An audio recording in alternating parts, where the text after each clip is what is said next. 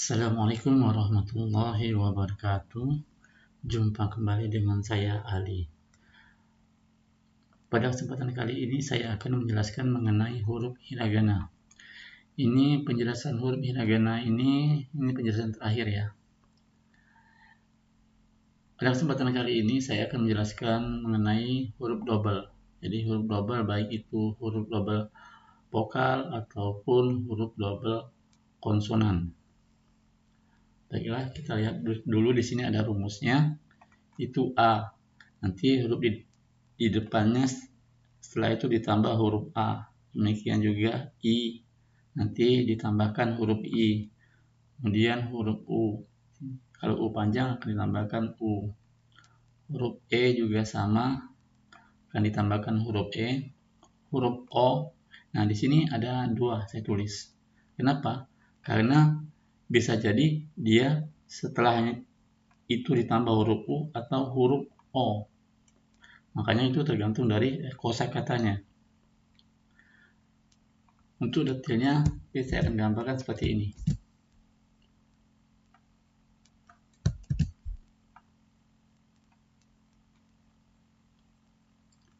Misalnya huruf K. K di sini. Ini kalau kita huruf hiragananya panjang kan seperti ini jadinya.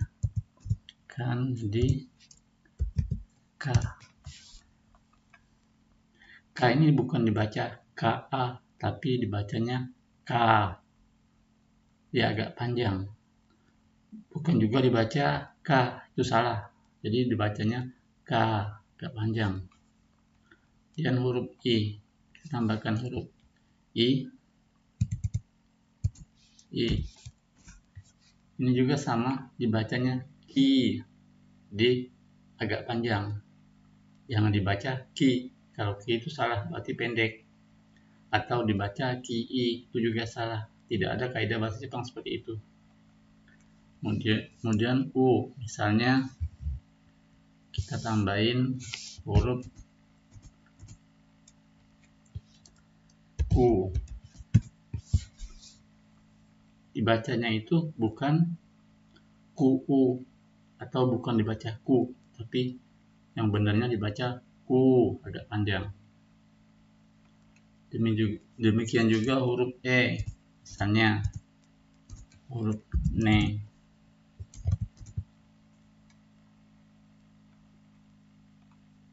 Huruf Ne itu dibacanya Ne, jadi agak panjang, bukan Ne atau Ne, itu salah. Jadi kalau Ne saja itu bukan huruf double artinya.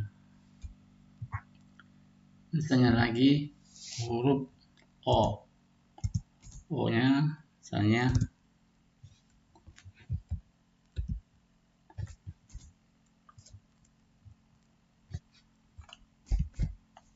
Kou. Ini dibacanya bukan Kou ya, tapi dibacanya Ko. Atau kalau kita bacanya Ko, itu salah, dia harus panjang bacanya. Jadi yang benarnya adalah Ko. Ini juga sama, misalnya kita kasih huruf To depannya. Ini bacanya bukan To-o atau To, tapi yang benarnya dibaca To. Jadi agak panjang. Seperti itu. Ini kita lihat contoh-contoh yang ada di bawah ini, misalnya okasang. Biasanya di kamus ditulis ada garis ya. Jadi huruf double itu ada garis. Tahu ada beberapa kamus yang ditulisnya huruf vokalnya 2. Tapi lebih sering yang saya temuin itu dia ada garis di huruf vokalnya, menunjukkan huruf vokalnya itu double. Misalnya ini okasang. Ini bukan okasang tapi bacanya okasang. Itu yang betulnya. Bukan juga kita baca oka asang, itu salah. Kemudian contoh berikutnya obasang. Bukan obasang tapi obasang. Kemudian contoh berikutnya itu ada onisang. Bukan onisang. Jadi onisang Itu yang betulnya seperti itu. Jadi panjang bacanya. Kemudian di sini ada Sempuki. Dibacanya Sempuki. Kemudian berikutnya Ryugakusei. Ryugakusei, bukan Ryugakusei, itu salah. Kalau kita baca Ryugakusei, itu dia tidak ada huruf panjangnya. Hanya kita bacanya agak panjang. Ryugakusei. Itu yang betulnya. Berikutnya, contoh berikutnya Onesang. Ini agak panjang, Onesang. Bukan Onesang, kan. Berikutnya, contoh berikutnya Reizoko. Nah, kadang-kadang orang kita sering saya dengar dia bacanya Reizoko. Reizoko. Bukan seperti itu cara baca yang benar, tapi yang benarnya Reizoko. Itu yang benar. Berikutnya, contoh berikutnya Futo. Jadi ini Fu-nya panjang, To-nya juga panjang. Jadi Futo, bukan Futo, bukan. Jadi Fu-nya panjang, To-nya juga dipanjangin. Seperti itu. Masuk contoh berikutnya. Toy. Jadi dibacanya toy, bukan toy. Atau kita baca tooi, itu salah. Yang benarnya toy. Ini contoh yang terakhir, kori. Itu yang betulnya. Kalau kita baca kori itu salah, atau kita baca kori itu salah. Jadi harus jelas itu panjang. Seperti itu. Nah, ini seperti saya jelaskan tadi di atas, itu ada O panjang ditambah U, ada huruf O panjang ditambah O. Nah, kayak ini seperti ini, dia pakai O. Ini juga pakai O. Nggak boleh ini diubah jadi U. Itu salah dalam kaidah bahasa Jepang. Atau ditambah U seperti ini salah. Jadi harus ngikutin kaidah bahasa Jepang. Dan juga kapan dia pakai U double-nya atau dia pakai O, itu masing-masing kosakata itu beda, itu harus dihafalkan. Jadi tidak ada rumusannya, itu harus kita hafalkan satu persatu kosakatanya. Berikutnya untuk huruf double yang huruf konsonan. Nah, ini kebalikan dari huruf vokal tadi. Yang diperhatikan di sini huruf setelahnya.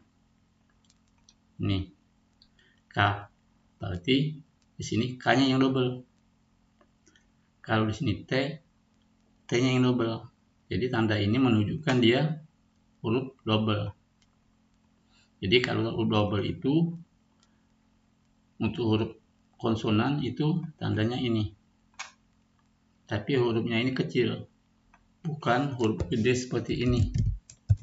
Ini salah. Dia hurufnya harus kecil. Ini misalnya su. Jadi su-nya double. Juga sama, C-nya double. Jadi kalau double huruf konsonan, perlu diingat itu ngikutin huruf setelahnya. Kalau huruf vokal itu mengikuti huruf yang di sebelumnya. Nah, ini cuma beberapa contoh ya. Masih banyak lagi contoh-contoh yang lain di luar yang ini. Oke. Kita langsung masuk ke contoh saja ya, contoh pemakaian. Misalnya kekong. Oke. Nah, di sini K-nya yang double. Kekong. Artinya harus ada penambahan huruf su kecil. Menunjukkan bahwa dia itu double. Kekong. Atau sekeng. Sekeng juga sama. Jadi K-nya yang double. Mengikuti huruf setelahnya. Jadi sekeng itu ada su kecil mengikuti huruf setelahnya. Ini juga sama gaki. Gaki itu sama, dia double K mengikuti huruf setelahnya. Berikutnya Zasi. Zasi artinya S-nya yang double mengikuti huruf setelahnya. S ini ngikutin huruf setelahnya. Selanjutnya ada huruf Kite. Kite sama, kasusnya dia juga yang double itu huruf T-nya. Jadi di depan huruf T itu sendiri kita kasih huruf su kecil, menandakan bahwa dia itu hurufnya double. Atau yang terakhir itu Kipu. Kipu juga sama, itu P-nya yang double. Artinya sebelum huruf Pu itu kita tambahkan huruf su kecil yang menandakan bahwa P-nya itu double. Seperti itu. Jadi perlu dipahami di sini untuk perbedaan antara huruf double vokal dan konsonan itu sangat beda. Dan rumusnya seperti saya jelaskan tadi, kalau untuk huruf double, huruf vokal itu ngacunya ke huruf sebelumnya. Tapi kalau untuk huruf konsonan itu ngacunya bukan huruf sebelumnya, tapi huruf setelahnya. Dilihat huruf setelahnya hurufnya apa. Jadi tinggal kita tambahin su kecil. Dan perlu diingat ini jangan sampai ditambah dengan su yang biasa. Kalau ditambah su seperti ini beda. Ini su-nya gede. Sedangkan untuk double itu su-nya kecil. Nih. Ini perlu diingat ini su-nya beda. Saya zoom aja dulu. Nih. Ada su itu huruf, ini menunjukkan dia double. Kalau ini bukan menunjukkan dia double. Jadi misalnya penulisan kekong. Kalau kita nulisnya seperti ini, itu salah. Ini salah ya. Seperti ini salah. Karena apa? Karena huruf su-nya di sini gede.